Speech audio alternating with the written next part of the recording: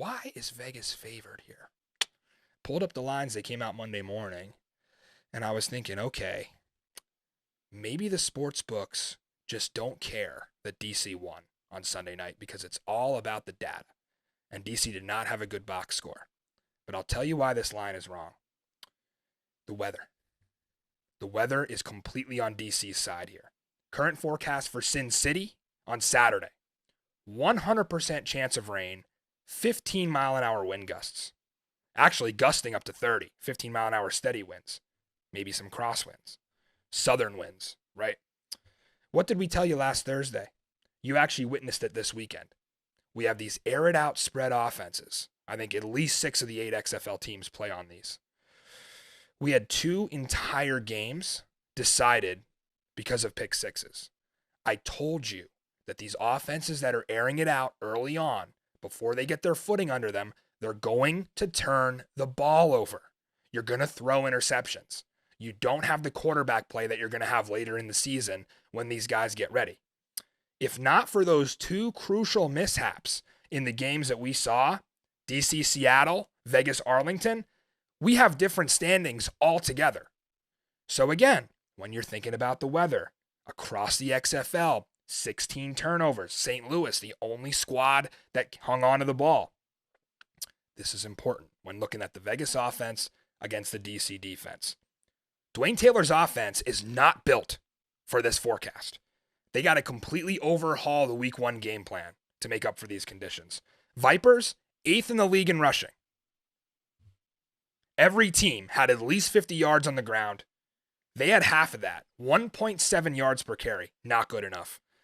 And listen, we called for it in Monday's show. I really have no idea what's going on here. Why was Brett Hundley paid $200,000 to play in this league and not start? Can't figure it out for the life of me. Yes, Luis Perez showed flashes. I'm not knocking him.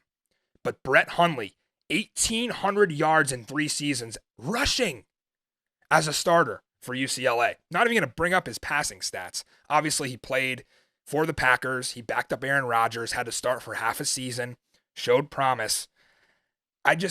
You're going to get more of a dual threat option with Brett Hundley, and you're going to have to run the ball in these conditions.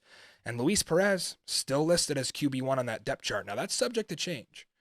But we'll see if Dwayne Taylor's more interested in using Brett Hundley on Saturday night than he was last week. I don't see the pass being a factor in this one. In fact, I'd probably start Jeff Badet at like running back or swing back or something like that to kind of utilize his speed because he's not going to do much for you running routes. It's going to be really tough to air it out.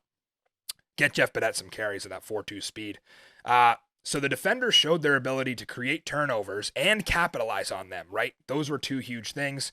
This could be a long evening for Vegas if they start turning the ball over. And look at the stats. 13 first downs against Arlington, not a single one on the ground. That's concerning for me.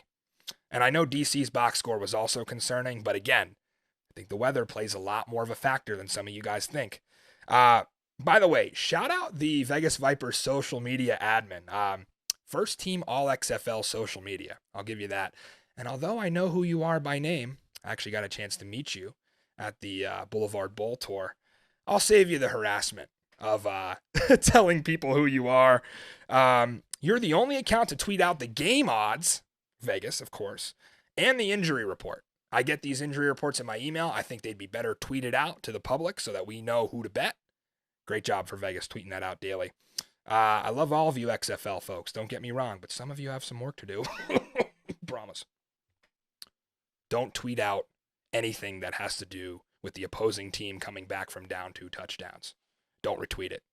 That's a little pro tip. Anyway, a few key guys banged up for Vegas, right? Martavis Bryant, Sinque Sweeting was limited. Vegas still listing Rod Smith as a starting tailback. He's going to be backed up by John Lovett, who had kind of a rough afternoon in Arlington, fumbled the ball. On defense, our best of the Boulevard, 15 in red. You see him below my mic. Mike Joseph, MJ. He's going to lead a very hungry Greg Williams defense, along with DeJuan Neal, who actually leads the XFL in tackles, I believe. He saved a bunch of touchdowns by making tackles in open space. Jamal Brooks, our safety, had a forced fumble. So some starters that are listed on the injury report for DC, Andre Mintz, Jacob Panashuk, Francis Bernard. They were all limited at some point this week, so continue to track their status as the XFL has been very transparent about their injury reports, and that's huge for us bettors, so thank you. Looking at the other side of the ball, the Fred Keiss DC offense against that Vegas defense.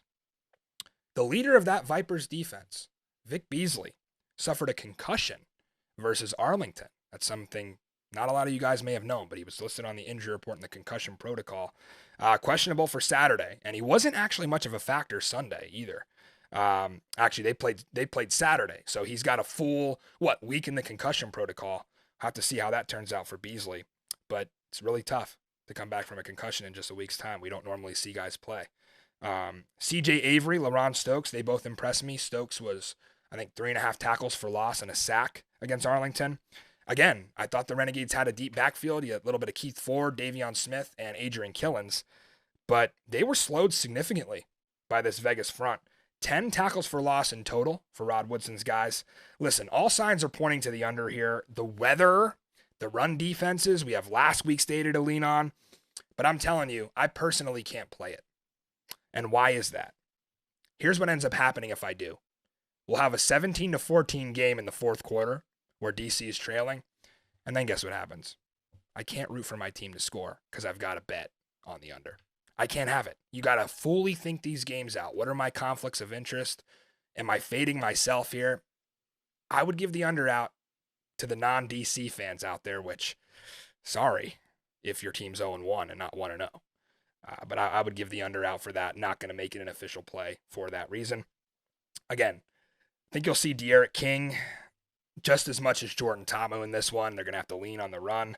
I'm sure Mikey Manziel will be blowing my phone up saying, oh, life's too short to bet the under. Take every over imaginable. Mike, we're going to shorten your segment if you do that. Just a clear warning. We're trying to give winners out here, and you're just giving people awful betting advice. But what can we say? Someone's got to do it. Someone's got to lose. I saw a Twitter account establish the run. These guys are doing some cool XFL stats. They tweeted out a 55% rush rate for DC on Saturday. 1/4 of the snaps went to De'Aaron King, and no wide receiver had over 5 targets. I thought that was some interesting data to show you what DC wants to do when they're able to execute it. Again, they didn't execute it very well on Sunday night. But of course, Zook, the defenders are still the pick. Even if it was sunny and 75 in Sin City, I'm riding with my boys. Can't pick against them. This weather makes it a little bit easier. What do you think in this one? I picked Seattle. Just remember that. I know. Reluctantly. Give me something here. There we go. You're on the right side. It's all that matters, right? I'm on the right side because I want to make the right You aren't pick. eligible for the PS5 pick'em? I'm not on your side.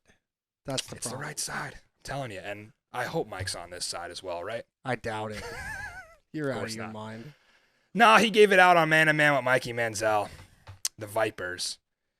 But surprisingly, you will see what Mikey Manziel's best bet was. Had nothing to do with Vegas. Wonder why. No faith in your team, huh, Mike? We'll see coming up a little later.